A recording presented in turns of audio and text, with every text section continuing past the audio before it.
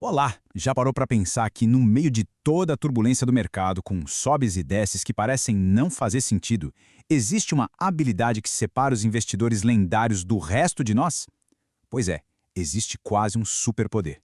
E hoje a gente vai mergulhar fundo para desvendar essa habilidade usando a sabedoria de ninguém menos que Howard Marks e a sua visão sobre a força mais poderosa das finanças, o ciclo de mercado. Olha, essa frase do Marx não é nenhum exagero. O que ele argumenta é que os grandes investidores não são videntes, eles não preveem o futuro. O segredo deles é outro. Eles são mestres em uma única coisa. Eles têm uma percepção aguçadíssima de onde o mercado está no seu ciclo emocional.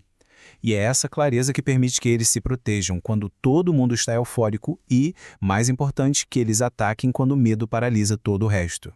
É exatamente essa percepção que a gente vai desvendar aqui.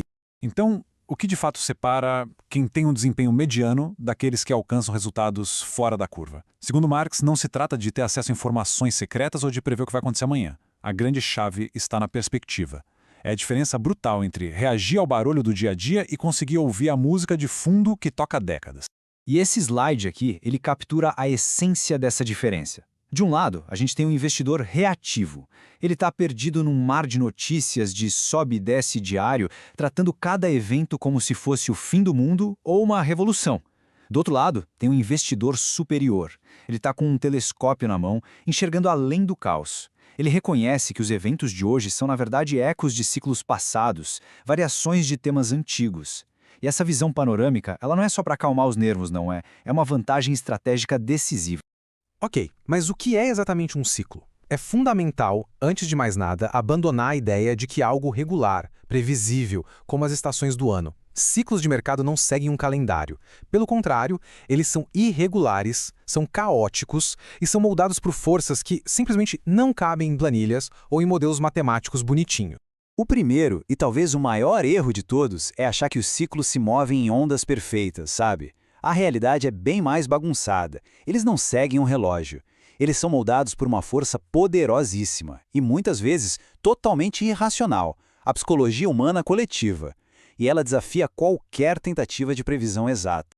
E a grande força por trás disso é a aleatoriedade, que é impulsionada pelo elemento mais volátil que existe, o ser humano. Como o físico Leonard Mlodinow aponta aqui, o nosso cérebro é uma máquina de buscar padrões, de buscar causa e efeito para tudo. A gente tem uma dificuldade enorme em aceitar que muitas vezes as coisas simplesmente acontecem por acaso. E nos mercados, quando se mistura emoções como pânico e euforia com eventos imprevisíveis, bom, aí a busca por uma única causa se torna uma armadilha perigosíssima.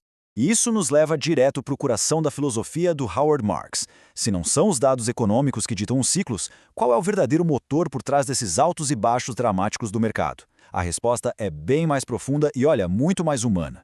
A ideia central é esta aqui. O mercado não é uma máquina fria e racional. Ele é um organismo vivo, pulsante, composto por milhões de mentes humanas. E essas mentes oscilam. Marx usa a metáfora perfeita de um pêndulo. E o ponto crucial é que esse pêndulo ele raramente para no meio, no ponto de equilíbrio. Ele passa a maior parte do tempo em movimento, viajando de um extremo emocional para outro, da ganância para o medo, da euforia para a depressão. É fundamental entender a diferença entre o sinal e o ruído. O sinal, como essa linha de tendência mostra, é o crescimento da economia e dos lucros das empresas no longo prazo. Isso é um fato. No entanto, o pêndulo psicológico cria um ruído ensurdecedor em volta disso, fazendo com que os preços dos ativos balancem de forma selvagem em torno dessa linha, criando picos de otimismo irracional e vales de desespero profundo. No extremo do pêndulo, na euforia, a ganância domina. O risco passa a ser visto como uma oportunidade e aquela crença de que dessa vez é diferente se espalha como um vírus. No outro extremo, na depressão, o medo toma conta de tudo. Nenhum preço parece baixo o suficiente para comprar, e o risco é visto em cada esquina. E é justamente nesses momentos de pânico que as sementes da próxima alta são plantadas, muitas vezes ignoradas por todo mundo. Certo, se prever exatamente para onde o pêndulo vai é impossível, então estamos à mercê dessa gangorra emocional? A resposta é não. E a solução que o Marx oferece para isso é talvez a lição mais prática e valiosa que existe para qualquer investidor. A chave não é a previsão, é o posicionamento. E para se posicionar, a ideia é agir como um meteorologista, não como um vidente. Não é tentar adivinhar se amanhã vai chover, mas sim saber se a umidade do ar está alta e se nuvens escuras estão se formando.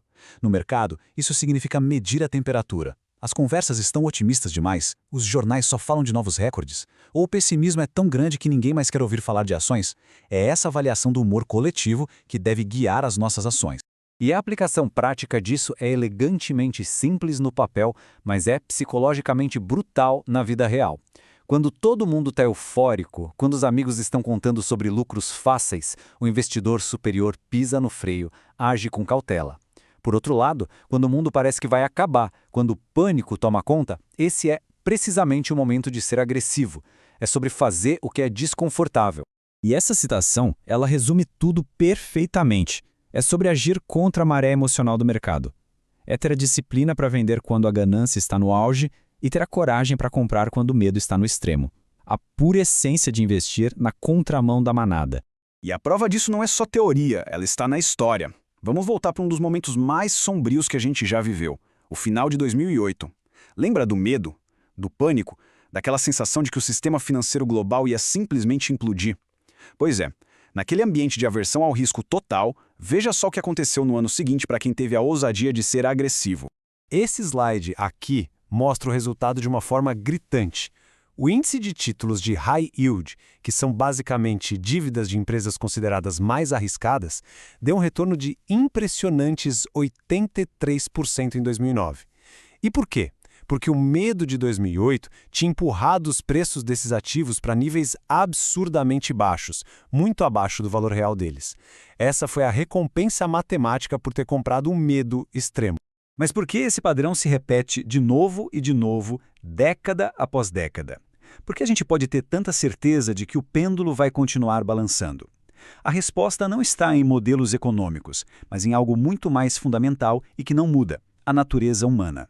Essa citação do físico Richard Feynman é simplesmente genial. Diferente da física, onde as partículas se comportam de maneira previsível sob as mesmas condições, os mercados são feitos de gente. E pessoas têm sentimentos. Emoções como ganância e medo, elas não vão desaparecer, elas são parte de quem a gente é.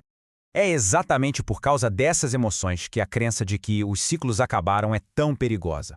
A frase "desta vez é diferente" é o hino da euforia. Ela é cantada no auge de cada bolha, quando a ganância cega as pessoas para a própria história. Para o investidor atento, essas 4 palavras não são um sinal de uma nova era, mas sim um alarme ensurdecedor de que o topo do ciclo está bem próximo. Então, a conclusão é inevitável. Os ciclos vão persistir enquanto os mercados forem feitos de pessoas, porque a natureza humana é constante. As emoções sempre vão oscilar, o pêndulo do risco sempre vai se mover entre a ganância e o medo, e a nossa tendência de projetar o passado recente para o futuro infinito é uma característica permanente. Esses são os ingredientes imutáveis da receita do ciclo de mercado. Portanto, a lição duradoura de Howard Marks não é sobre prever o futuro. É sobre aceitar os ciclos como uma característica permanente do jogo e aprender a dançar conforme a música. E isso nos deixa com a pergunta mais importante de todas, uma que cada investidor deveria se fazer não só hoje, mas todos os dias. Olhando para o mundo, ouvindo o sentimento do mercado, onde estamos no ciclo agora?